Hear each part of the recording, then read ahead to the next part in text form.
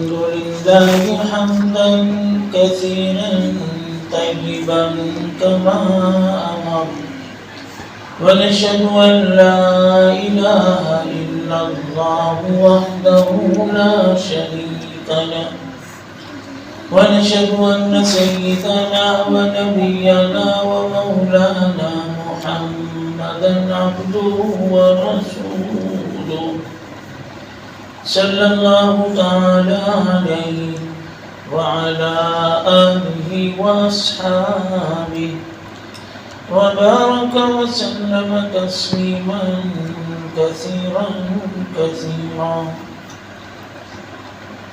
أما بعد فقد قال الله تعالى فأعوذ بالله من الشيطان الرجيم بسم الله الرحمن الرحيم.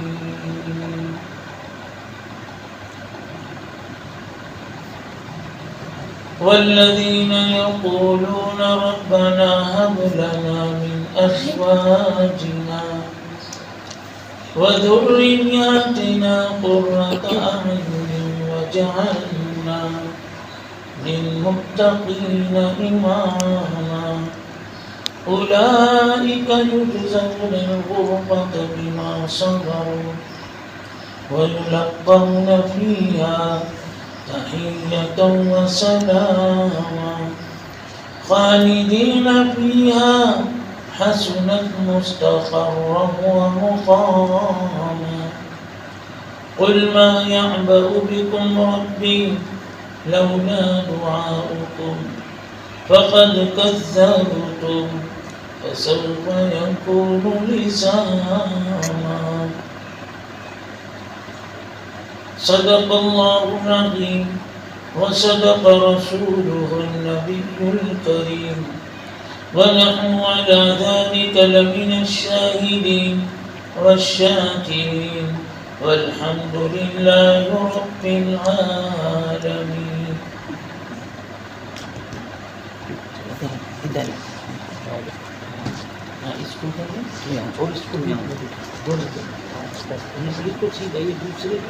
جب کرتے تب کرتے دونوں ٹھیک ہے.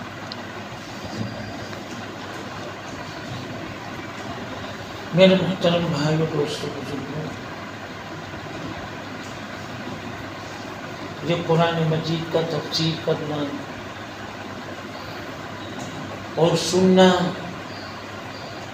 یہ بہت مبارک عمل ہے اور بہت ہی مشکلات والا عمل ہے.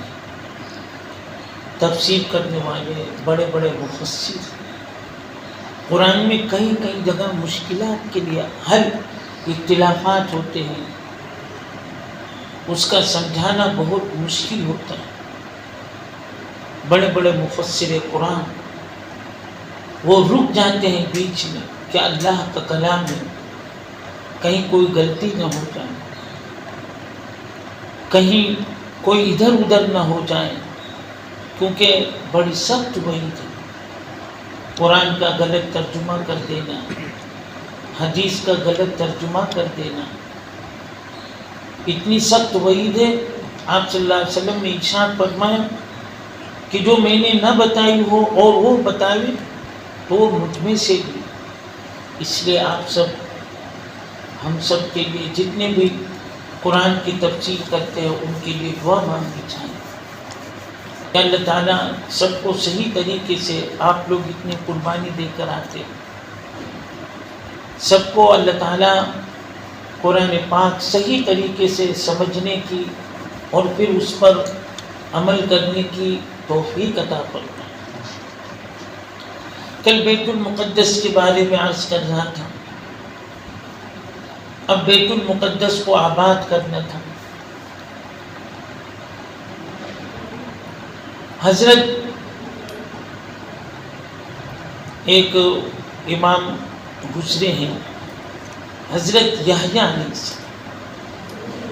حضرت یحییٰ علیہ السلام یہ بیت المقدس کے امام مسجد تھے، نماز پڑھایا کرتے تھے.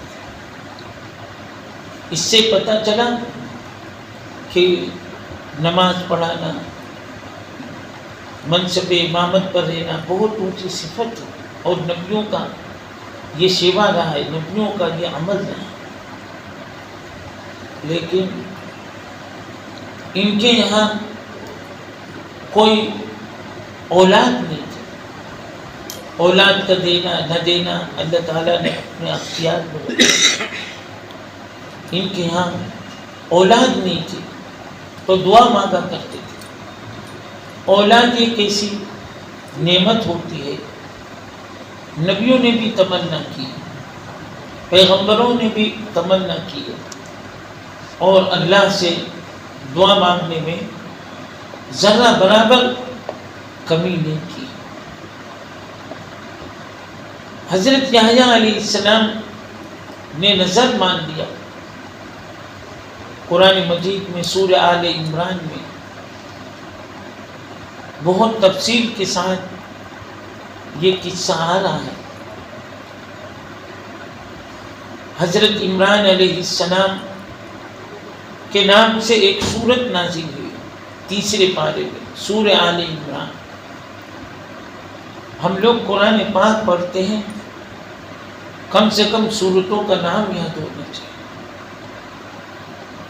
مدرسوں میں جو بچوں کو حافظ بناتے ہیں تو سورتوں کا نام بھی یاد کراتے ہیں، اور کس جگہ نازل ہوئی، مکے میں نازل ہوئی تو ہیڈنگ میں لکھا رہتا ہے مکیہ، اور مدینے میں نازل ہوئی تو مدنیہ لکھا رہتا ہے، اور وہ بھی عربی زبان میں لکھا رہتا ہے۔ وہ بھی بچوں کو یاد کراتے ہیں کہ اس سورت میں کتنے رکوع ہیں اور اس سورت میں کتنے آیات ہیں، وہ بھی اس طریقے سے لکھا رہتا ہے۔ نظر مان لی، اذ قالت الملائکۃ قال عیسی ابن مریم اللہم انی نذرت لک ما فی بطنی محررا فتقبل منی انک انت السمیع العلیم رب انی وضعتها انثی واللہ اعلم بما وضعت وليس الذکر کالانثی وانی سمیتها مریم وانی اعیذها بک وذریتها من الشیطان الرجیم۔ انہوں نے نظر مانی۔ دیکھو، نظر اللہ کے لیے ماننا جائز ہے، نظر اللہ کے لیے۔ کوئی اللہ کے لیے نظر مانے کہ میرا یہ کام ہو جائے، میں اتنی رکعت نماز پڑھوں گا، اور میں اتنے روزے رکھوں گا، اور میں اتنے دن کا اعتکاف کروں گا، یہ نظر ماننا جائز ہے۔ ہاں، غیر اللہ کی نظر نہیں مان سکتے۔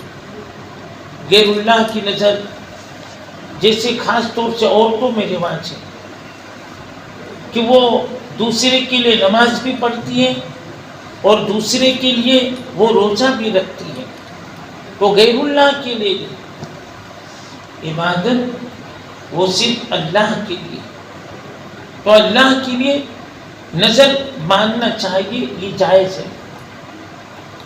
حضرت یحییٰ علیہ السلام نے اس طریقے سے نظر مان لیا کہ اللہ تو مجھے نیک صالح اولاد عطا فرما، تو میں اس کو بیت المقدس کی عبادت کے لیے میں وقف کر دوں گا۔ انہوں نے نظر بھی مان لی اور اس طریقے سے دعا بھی مانگ لی۔ لیکن اللہ کا کرنا ایسا، اللہ کی کوئی مصلحت ہوتی ہے، اللہ کا ایسا کرنا ہوا کہ انہوں نے لڑکا مانا تھا، وَلَيْسَ الذَّكَرُ كَالْأُنثَىٰ وَإِنِّي سَمَّيْتُهَا مَرْيَمَ، لڑکا مانگا تھا لیکن لڑکی پیدا ہوئی۔ اب سوچ میں پڑ گئے، اب تصور میں پڑ گئے کہ میں نے تو لڑکا مانگا تھا اور لڑکی پیدا ہو گئی۔ دیکھو، یہ لڑکا دینا، لڑکی دینا، یہ اللہ کا کام ہے۔ اللہ تعالیٰ ایک جگہ فرماتے 25ویں پارے میں، یَهَبُ لِمَن يَشَاءُ إِنَاثًا وَيَهَبُ لِمَن يَشَاءُ إِنَاثًا، لمن یشاء الذکور او یزوجہ ذکرانا و اناثا من یشاء عقیما، کہ میں جس سے چاہوں لڑکا اور میں جس سے چاہوں لڑکی، اور میں جس سے چاہوں کچھ نہ، میں جس سے نہ چاہوں تو کچھ نہ دوں۔ دیکھو بعضوں کو اللہ تعالیٰ نے خوب اولادیں دی، درجن کے درجن، اور بعضے بیچارے ترستے رہتے ہیں، یہ اللہ کی مصلحت ہوتی ہے۔ ایک صاحب تھے ہمارے دوست، ان کے یہاں خوب اولاد ہوئی، ہر سال اولاد کا تانتا بچ گیا، تو انہوں نے سب اولادوں کا نام الہی پہ رکھا تھا، رحم الہی، کرم الہی، فضل الہی، سب الہی نام رکھا تھا۔ اب آخری جب بچہ یعنی درجن سے زیادہ ہو گیا تو اب کیا کرے، تو انہوں نے اپنے لڑکے کا نام رکھا کہ پروردگار اب میں نام رکھتا ہوں بس کر الہی، کیا اب بہت ہو گیا۔ تو بعضوں کو اللہ تعالیٰ اولاد دے دیتے ہیں، جن ان کے یہاں چھوٹے یہ عورتیں بیچاری مائیں نکلتی ہے، بچے پریشان کر کے رکھ دیتے ہیں، ایک عورت کے اس طریقے سے 10 15 یہ خیر یہ اللہ کی طرف سے نعمت ہوتی ہے۔ تو مسلمانوں میں تو یہ ہے، اور جگہ تو پابندی لگ گئی ہے، اور جگہ تو ان کو حکومت پیسہ دیتی ہے کہ تم بچوں کی پرورش کا نظام چلا، ان کو باقاعدہ حکومت اس طریقے سے پیسے دیتی ہے، لیکن پھر بھی وہ نہیں کرتے، بلکہ یہ جب سے مشینیں نکل گئی ہیں تب سے تو جس سے ان کو پتہ چل جاتا ایمان تو ہوتا نہیں، اس طریقے سے سارا معاملہ گڑبڑ کروا دیتے۔ یہی وجہ ہے کہ جب اس طریقے سے بچوں کو نہ کرنا شروع کیا تو ان ملکوں کی حالت ایسی ہوئی کہ وہاں پر بچے دیکھنا بہت مشکل ہو گئے۔ دیکھو بعض ممالک میں بچیوں کو روکی، جب سے مشین ہے تو اس پہ دیکھتے ہیں کہ بچی ہے تو بس گروا دیتے ہیں، یہ کر دیتے وہ کر دیتے ہیں، اس طریقے سے۔ تو ان ملکوں میں بچوں کی تعداد بہت کم ہو گئی، جیسے یہ لندن وغیرہ، اس طریقے سے اور بھی یورپ کے جو ممالک ہیں وہ لوگ پورا خرچہ دیتے ہیں، بلکہ وہاں کا تو ایسا نظام ہوتا ہے کہ کوئی آدمی بوڑھا ہو گیا، کوئی آدمی ضعیف ہو گیا، کوئی آدمی بیمار ہو گیا، عورتیں حالت حمل میں آ گئیں تو اس کا پورا خرچہ حکومت سنبھال رہی ہے، لیکن اس کے باوجود وہاں پر بچے کم نظر آتے ہیں۔ اور ہمارے ایشیا میں اللہ تعالیٰ نے کثرت سے بچوں کی تعداد رکھی، کثرت سے، خاص طور سے اہل ایمان میں کثرت سے اللہ تعالیٰ نے خوب، جہاں میلے میں چلے جاؤ، جس جگہ چلے جاؤ بچے بچے، بلکہ ہمارے یہاں تو گاڑیوں کے بوگی میں بھی بچے نظر آتے، پیچھے جو وہاں پہ بھی جاؤ۔ اور میں یورپ کا سفر کر رہا تھا، وہاں دیکھ رہا تھا تو بچے ہی نظر نہیں آ رہے تھے، گاڑیوں میں بچے ہی نظر نہیں آ رہے تھے۔ اس طریقے سے لوگ تنگی کا معاملہ کر رہے ہیں۔ تو خیر حضرت یحییٰ علیہ السلام کہ یہاں انہوں نے جو دعا مانگی تو اللہ تعالیٰ نے بجائے لڑکے کے لڑکی عطا فرمائی۔ پھر اللہ نے ان کو بشارت بھی سنا دی، یا یحییٰ زکریا انا نبشرک بغلام اسمہ یحییٰ۔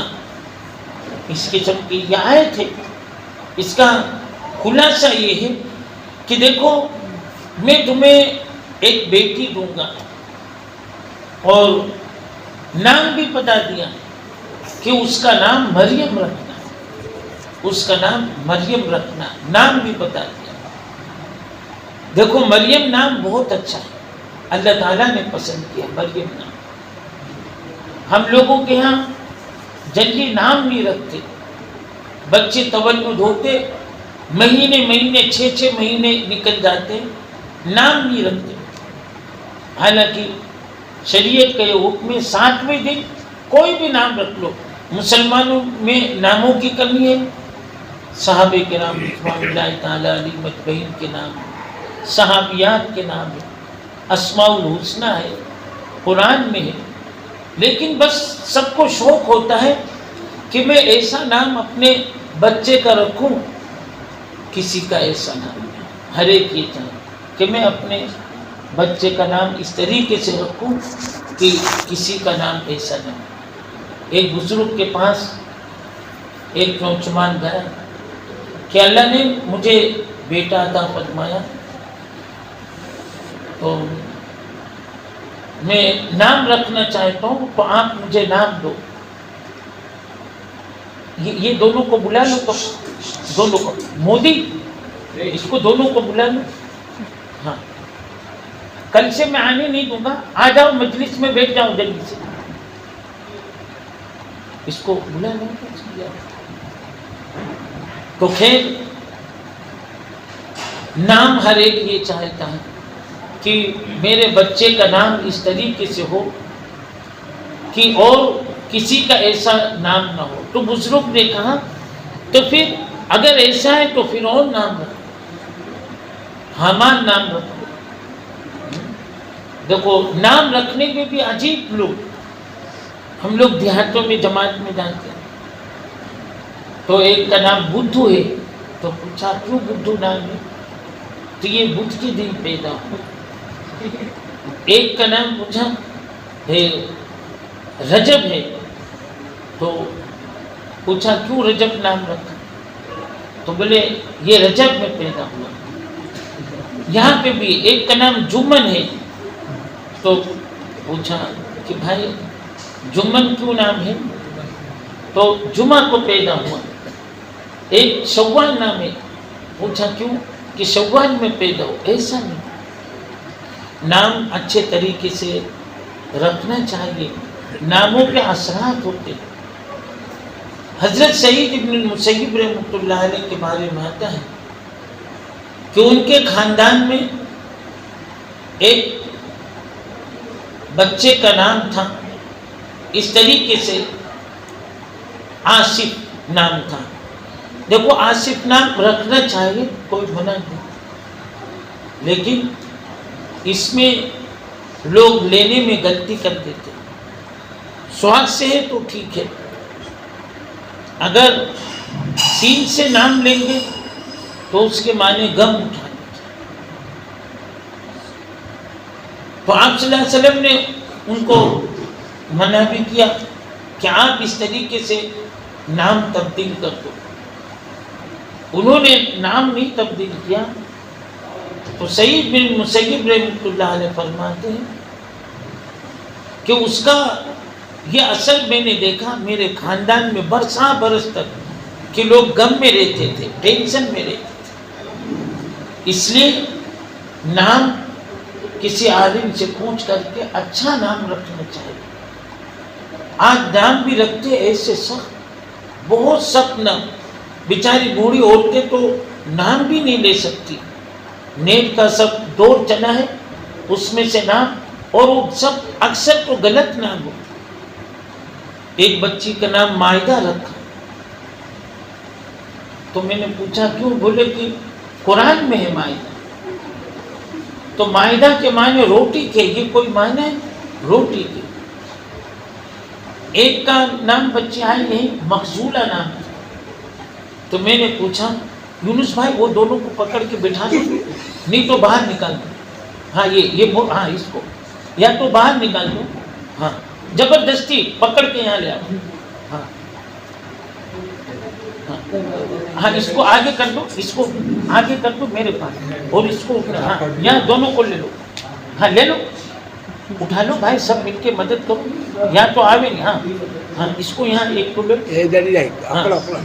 ہاں ان کے ساتھ, ان کے پاس بھی ہاں اس کو لوگوں بہت بدماش. اس کو یہاں لو, ان کے سامنے بیٹھو. ہاں اٹھنا نہیں، اگر آئے تو میں تمہارے خاندان کو ابا کو بول دوں آگے سے. خیر چلو سنو بھائی، چلو تفسیر کی مجلس ہے اس طریقے سے. تو خیر ایسے نام لوگ رکھتے ہیں تو نام اچھا رکھنا چاہیے. تو اللہ تعالیٰ نے یہ ارشاد فرمایا کہ ان کا نام مریم رکھو. اب مریم نام تو رکھ دیا، اب اس طریقے سے عبادت کے لیے اب ان کو وقف کرنا تھا تو کیا کرنا ہے؟ تو اللہ تعالیٰ نے انہیں خود ارشاد فرمایا کہ یہ مریم جو ہے ان کو بیت المقدس میں وقف کر دو. چنانچہ ان کے لیے محراب مریم بنایا گیا اور اس میں وہ عبادت میں مشغول ہو گئے. عبادت کرتے کرتے ایک عرصہ گزرا، ان کی پاک دامنی مشہور ہو گئی. اتنی عبادت یہ کرتی تھی کہ ان کی عبادت کو دیکھ کر فرشتے بھی رش کرنے لگے. وَإِذْ قَالَتِ الْمَلَائِكَةُ يَا مَرْيَمُ إِنَّ اللَّهَ اصْطَفَاكِ وَطَهَّرَكِ وَاصْطَفَاكِ عَلَى نِسَاءِ الْعَالَمِينَ. وہ جنوں کو بلا لو، ہاں وہ سب کو وہاں جمع کرتا، اس کو بلا لو. وَإِذْ قَالَتِ الْمَلَائِكَةُ يَا مَرْيَمُ إِنَّ اللَّهَ اصْطَفَاكِ وَطَهَّرَكِ وَاصْطَفَاكِ عَلَى نِسَاءِ الْعَالَمِينَ. کہ ملائکہ حضرت مریم علیہ السلام کی عبادت زہد و تقویٰ کو دیکھ کر اس طریقے سے رش کرنے لگے کہ کاش جینل تم اندر آ جاؤ، تم اندر آ جاؤ، تم کو دیکھ کے یہاں بیٹھ جاؤ، تم جب کھلانے کا ہوگا تب جانا، یہاں بیٹھ جاؤ. وَإِذْ قَالَتِ الْمَلَائِكَةُ يَا مَرْيَمُ إِنَّ اللَّهَ اصْطَفَاكِ وَطَهَّرَكِ وَاصْطَفَاكِ عَلَى نِسَاءِ الْعَالَمِينَ يَا مَرْيَمُ اقْنُتِي لِرَبِّكِ وَاسْجُدِي وَارْكَعِي مَعَ الرَّاكِعِينَ. کہ مریم تمہاری عبادت کا کیا کہنا، تم جب دیکھو رکوع میں، جب دیکھو تب تم سجدے میں، ہر وقت عبادت میں تم مشغول رہتی ہو. تو ان کی عبادت فرشتوں میں بھی مشہور ہو گئی. تو ایک مرتبہ اللہ تعالیٰ نے حضرت جبریل امین کو ان کے پاس بھیجا.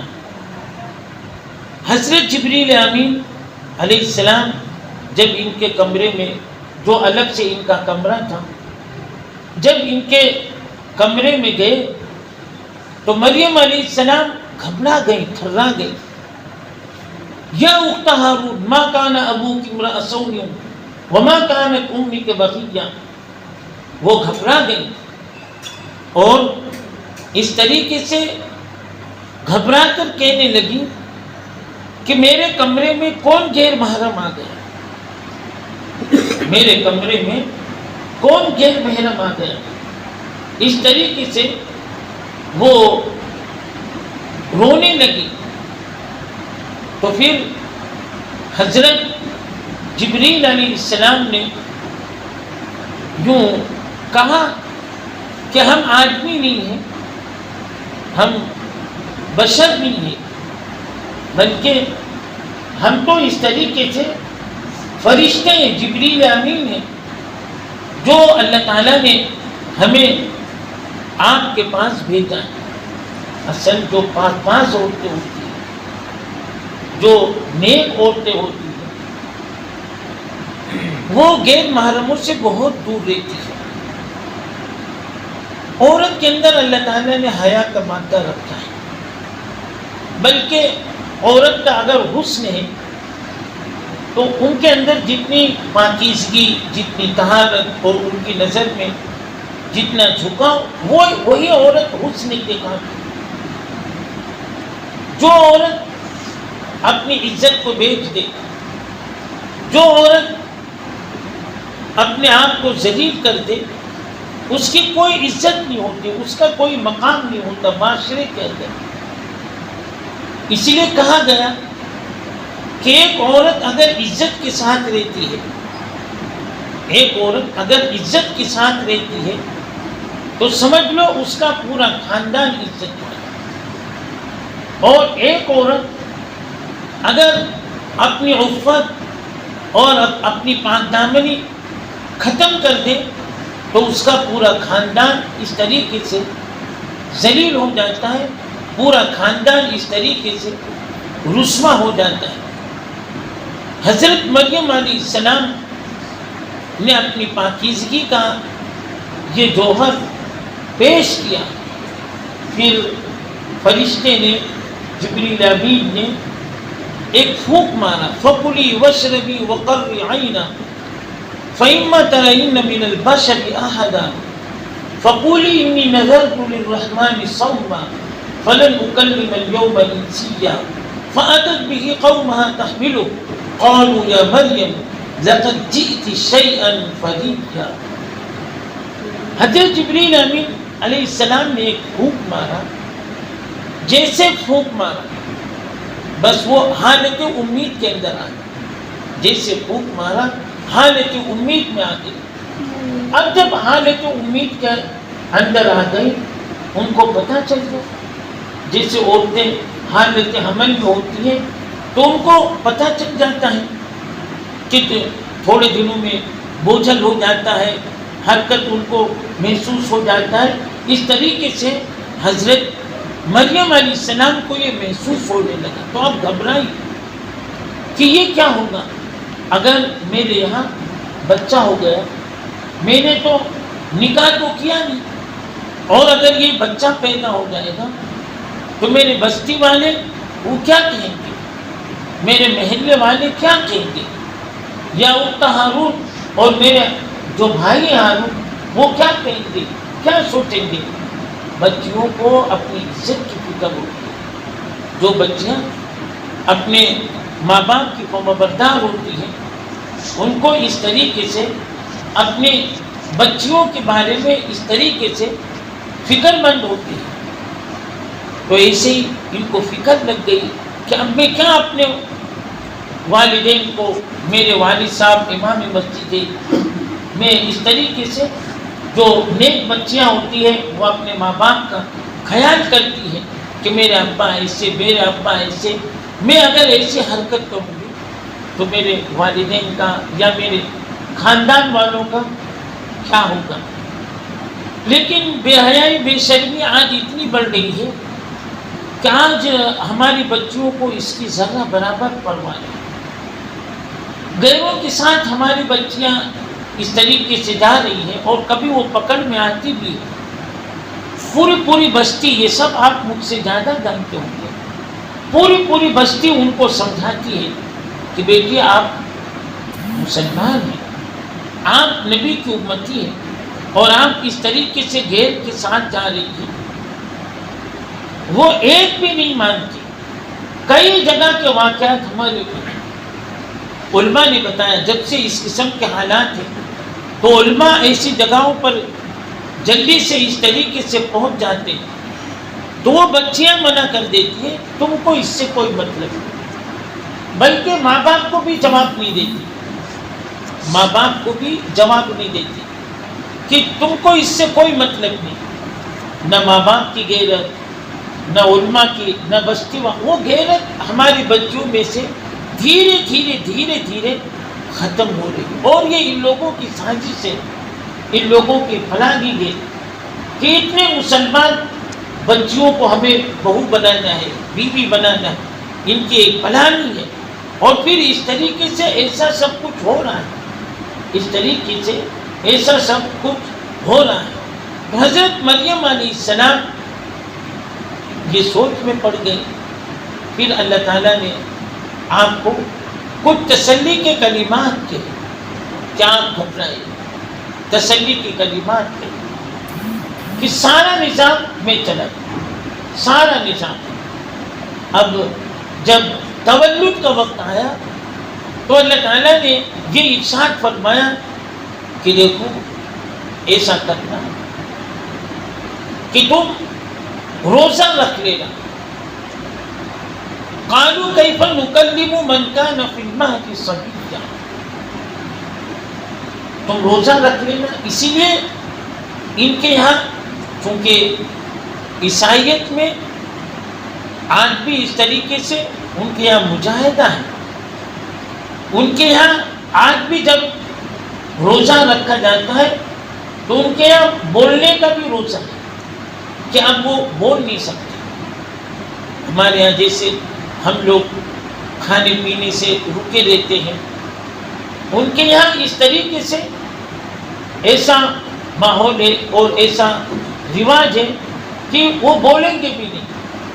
دیکھو جین یا اس قسم کے یہاں سے گزرتے ہیں، وہ لوگ کتنا مجاہدہ کرتے ہیں. ان میں جین بدھ مذہب کے یہ سب اپنے مذہب اور نورانیت اور پاکیزگی، کیونکہ ہر ایک یہ چاہتا ہے کہ میرے اندر نورانیت پیدا ہو، ہر ایک یہ چاہتا ہے، تو اس کے لیے وہ لوگ محنت کرتے، مجاہدہ کرتے. ان کے یہاں نوجوان بچی اگر اس کو اس طریقے سے مذہب کا کام کرنا ہے تو وہ اپنی ساری حسن اور خوبصورتی ختم کر دیتی، بال کو کٹوا لیں گے اور سارا یہ اس طریقے سے مجاہدہ.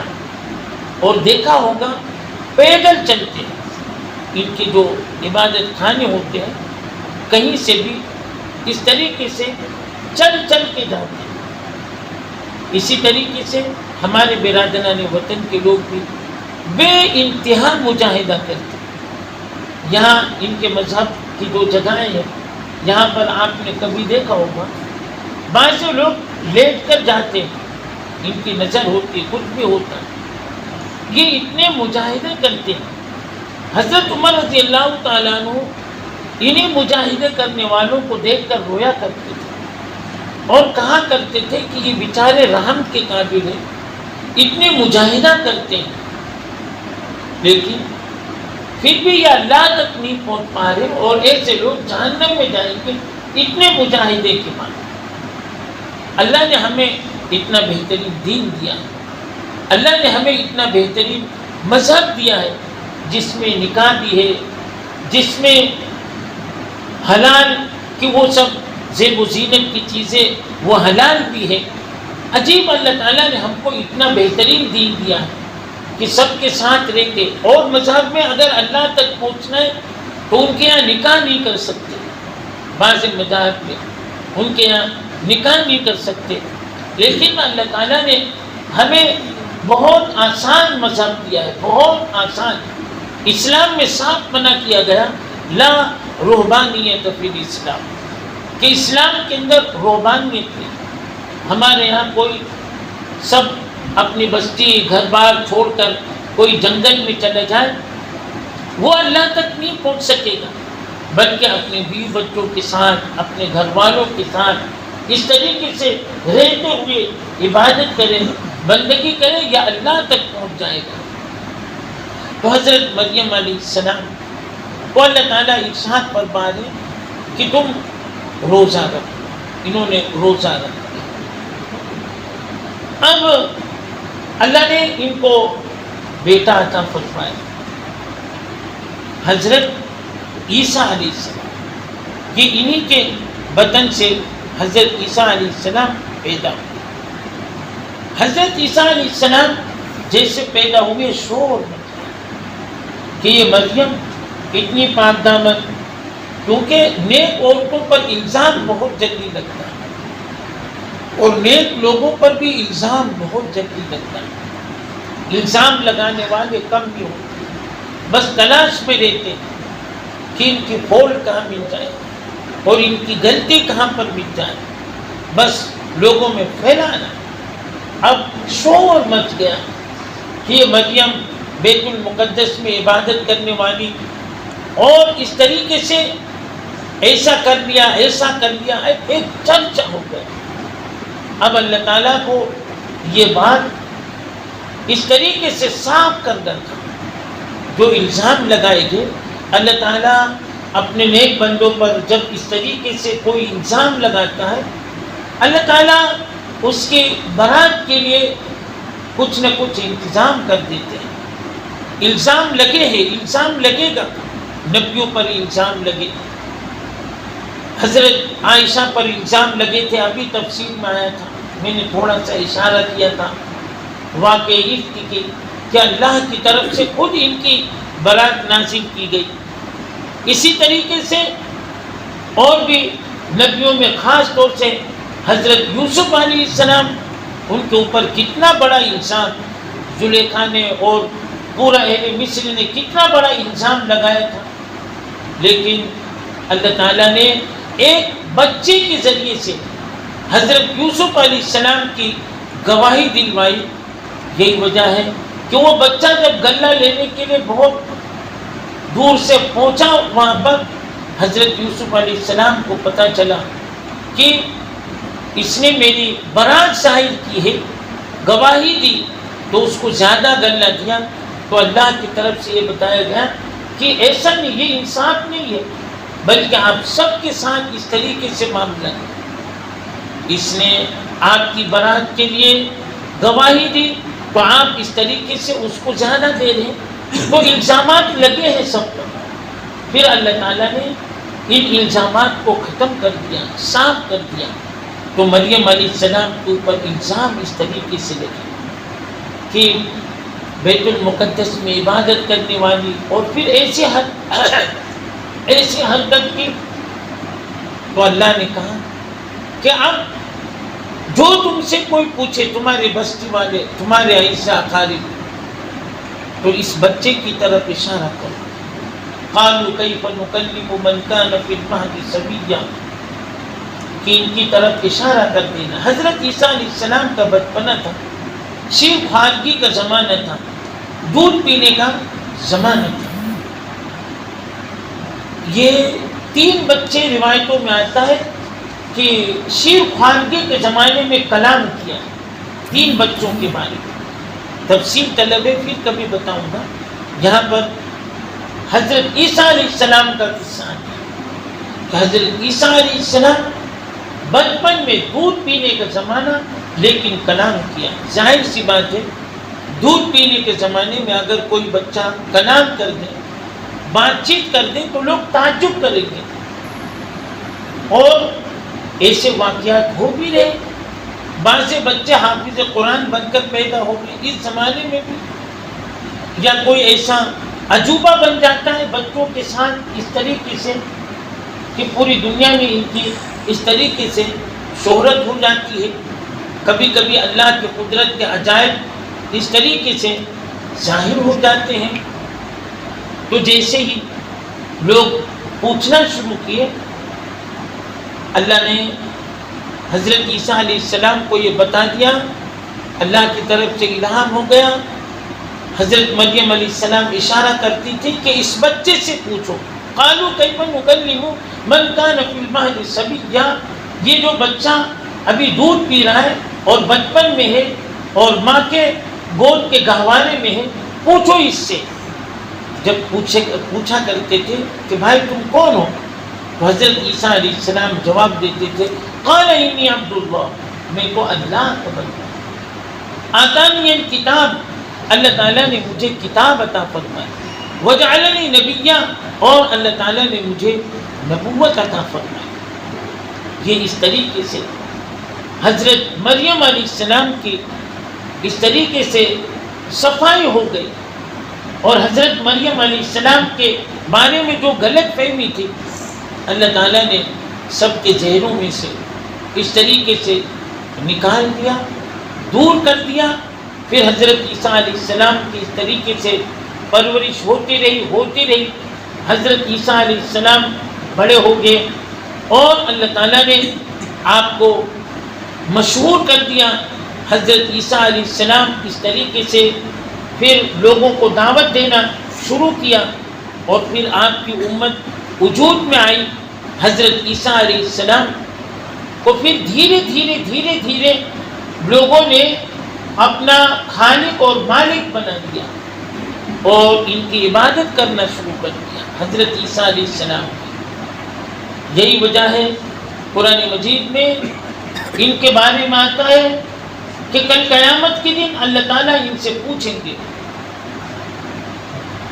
قال عیسی ابن مریم اللهم ربنا انزل علينا ان كنت قلته فقد علمت تعلم ما في نفسي ولا اعلم ما في نفسك انك انت علام الغيوب ما قلت لهم الا ما امرتني به ان اعبدوا الله ربي وربكم وكنت عليهم شهيدا ما دمت فيهم. اللہ تعالیٰ حضرت عیسیٰ علیہ السلام سے سوال کریں گے، یہ بتاؤ جو دنیا میں تمہاری عبادت کی جا رہی تھی، دنیا میں تم کو رب مانا جا رہا تھا، تم نے کیا دعوت دی تھی؟ حضرت عیسیٰ علیہ السلام تھراتے ہوئے کانپتے ہوئے جواب دے رہے ہیں، ان کنت قلتہ فقد علمت، کہ پروردگار بھلا میں ایسے کہہ سکتا ہوں؟ ان کنت قلتہ فقد علمت، تو تو بڑا عالم ہے، تو تو غیب جاں ہے، تو تو سب خبروں کو جاننے والا ہے. ان کنت قلتہ فقد علمت تعلم ما فی نفسی ولا اعلم ما فی نفسک انک انت علام الغیوب. بھلا میں کبھی ایسا کہہ سکتا ہوں کہ میری عبادت کرو یا میری ماں مریم ان کی عبادت کرو، ان کی بندگی کرو؟ میں ایسا نہیں کہہ سکتا. تو پھر ان کی اس طریقے سے نجات ہو جائے گی. حضرت عیسیٰ علیہ السلام کے بارے میں خاص طور سے لوگوں میں یہ بات پھیلی ہوئی ہے کہ ان کو سولی پر لٹکا دیا گیا. یہ غلط عقیدہ ہے، یہ عیسائیوں کا عقیدہ ہے. قرآن نے صاف کہا وما قتلوہ وما صلبوہ ولکن شبہ لہم، کہ عیسیٰ علیہ السلام نہ ان کو سولی دیا گیا اور نہ ان کو قتل کیا گیا. وما صلبوہ ولکن قتلوہ ولکن شبہ لہم. بعض سے لوگ ایسے کہتے کہ عیسیٰ علیہ السلام کی اس طریقے سے ان کی شبیہ بنائی گئی اور اس طریقے سے آسمان تک پہنچا دیا گیا. یہ بھی بلکہ صاف قرآن کی آیت ہے کہ اللہ تعالیٰ نے حضرت عیسیٰ علیہ السلام کو اپنے پاس بلا دیا. حضرت عیسیٰ علیہ السلام اور حضرت عیسیٰ علیہ السلام قیامت آنے سے پہلے حضرت عیسیٰ علیہ السلام تشریف لائے گے. بلکہ آپ صلی اللہ علیہ وسلم جہاں پر آرام فرما رہے ہیں، جو لوگ روزے اطہر پر جاتے ہیں سوراخ نما بنا دیتا ہے. ایک سوراخ خالی ہے، ایک طرف آپ صلی اللہ علیہ وسلم کی قبر مبارک، دوسری طرف حضرت ابو بکر رضی اللہ عنہ، عمر رضی اللہ تعالیٰ عنہ، ان کی قبریں ہیں. اور ایک جو جگہ خالی ہے، روایت کے مطابق حضرت عیسیٰ علیہ السلام جب تشریف لائیں گے تو پھر وہ ان کی آرام گاہ ہے. پوری تاریخ میں لکھا ہوا ہے حضرت عیسیٰ علیہ السلام قیامت سے پہلے فلسطین میں ایک جگہ ہے باب لود، وہاں پر ایک مسجد ہے، جامع مسجد اموی. آج بھی وہ مسجد موجود ہے. اس کے مشرقی کنارے پر حضرت عیسیٰ علیہ السلام تشریف لائیں گے. حضرت عیسیٰ علیہ السلام جب تشریف لائیں گے، امام مسجد جو ہوگا تکبیر ہو چکی ہوگی، امام مسجد مصلی پر نماز پڑھانے کے لیے جا رہا ہوگا. حضرت عیسیٰ علیہ السلام بالکل تازہ جب غسل کرتے ہوئے، زلفیں ہوں گی، جیسے آدمی تازہ جب غسل کرتا ہے تو اس کے بالوں سے پانی گر رہا ہوتا ہے، اس طریقے سے تازہ دم کے ساتھ حضرت عیسیٰ علیہ السلام آئیں گے. امام مسجد ان کو کہے گا کہ آپ امامت کریں. حضرت عیسیٰ علیہ السلام منع کریں گے کہ نہیں، تمہیں نماز پڑھو. ان کی ابتدا میں حضرت عیسیٰ علیہ السلام اس طریقے سے نماز پڑھیں گے. پھر اس کے بعد حضرت عیسیٰ علیہ السلام کے بارے میں پتہ چل جائے گا کہ یہ عیسیٰ علیہ السلام ہے. لوگ آ جائیں گے قریب اور پھر اسی وقت کانا دجال بھی ظاہر ہوگا. یہ سب تفصیل سے انشاءاللہ کل آپ کے سامنے رکھیں گے. تھوڑا آپ جلدی آئیں تو حضرت عیسیٰ علیہ السلام کے بارے میں، دجال کون ہے، کہاں پر آئے گا، قیامت کی کیا کیا نشانیاں ہیں، قیامت کی کیا کیا علامات ہیں. اور ہم تو غافل ہیں، ہم تو غافل ہیں، ہمیں پتہ نہیں. یہودی لوگ ہوشیار ہیں، کیونکہ یہودی لوگ وہ جانتے، وہ بھی کانا دجال کو مانتے، وہ اس کو مسیح مانتے. ہم لوگ اس کو کانا دجال کہتے ہیں، وہ مسیح مانتے ہیں. کیوں؟ وہ اس طریقے سے وہ آئے گا اور ہماری مدد کرے گا اور ہماری نصرت کرے گا. تابوت سکینہ کی تلاش میں یہ لوگ ہیں. تابوت سکینہ قرآن میں ہے. تابوت سکینہ جس کے بارے میں آتا ہے کہ حضرت عیسیٰ علیہ السلام کی لاٹھی، عصا مبارک اور بہت ساری متبرک چیزیں. اس لیے یہودی لوگ اس کی تلاش میں ہیں.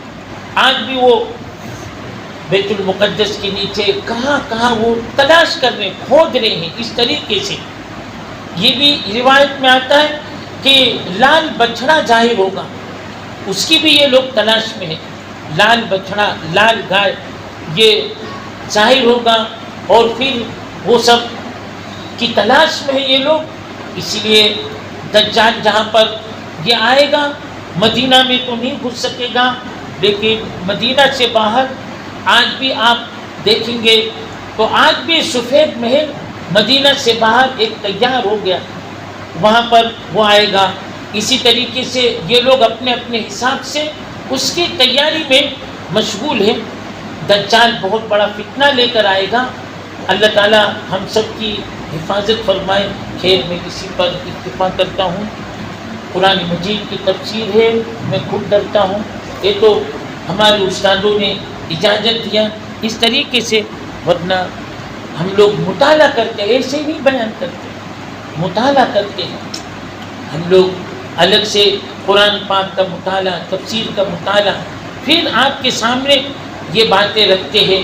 اس لیے آپ بھی کچھ اہمیت کو سمجھیں، تھوڑا آپ وقت کو آگے پیچھے کر کے آئیں اور قرآن سے لو لگائیں، قرآن سے جی لگائیں. اللہ تعالیٰ ان قرآنی تعلیمات پر ہم سب کو عمل کرنے کی توفیق عطا فرمائے. بس ایک مراقبے کی شکل ہو جائے، پھر انشاءاللہ دعا ہو جائے گی.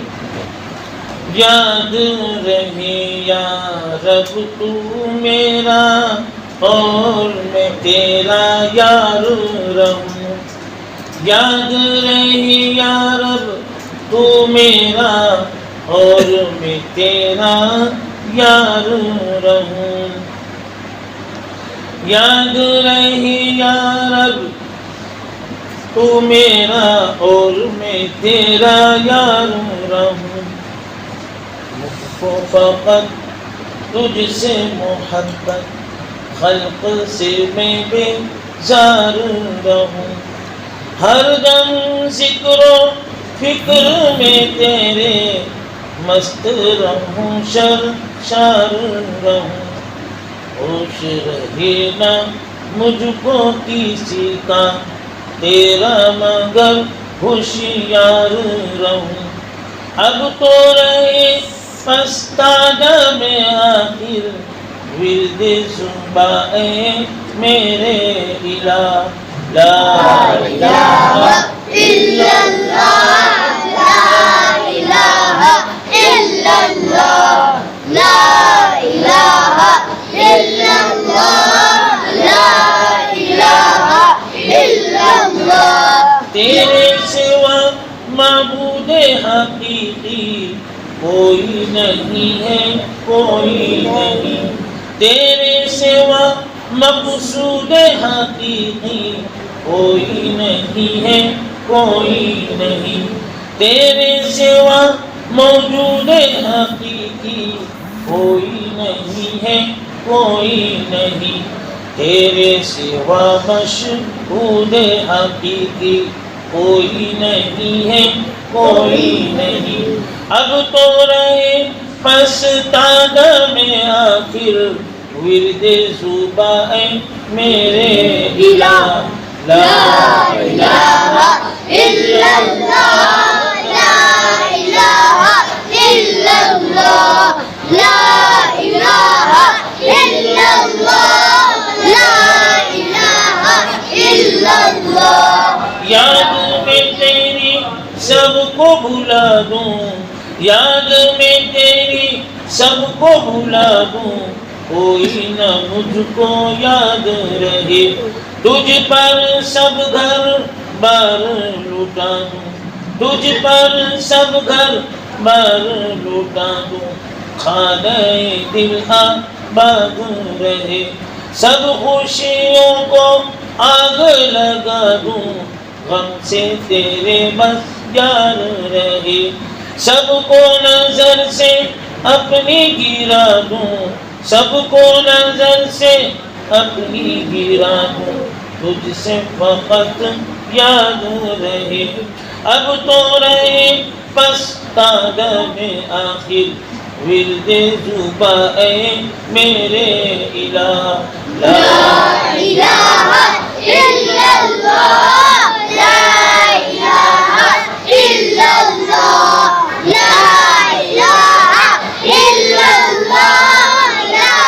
الہ الا اللہ۔ نفس و شیطان دونوں نے مل کر، نفس و شیطان دونوں نے مل کر ہائے کیا ہے مجھ کو تباہ، اے میرے مولا میری مدد کر، چاہتا ہوں میں تیری پناہ، مجھ سا خلق میں کوئی نہیں، مجھ سا خلق میں کوئی نہیں، بد کردار ناماسیہ،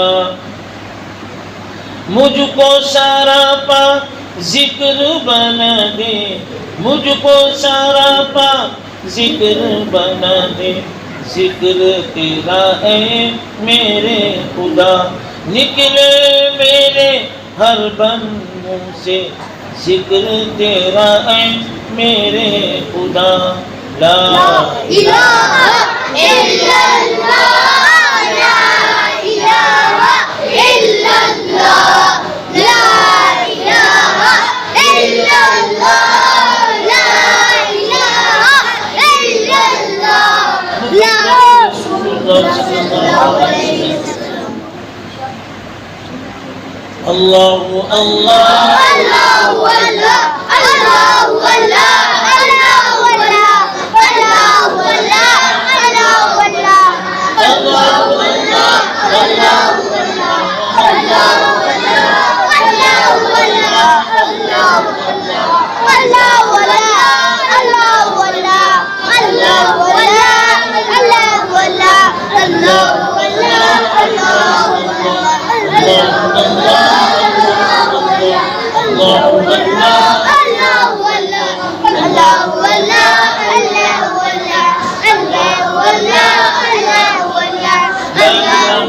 اللہ محمد رسول اللہ صلی اللہ علیہ وسلم۔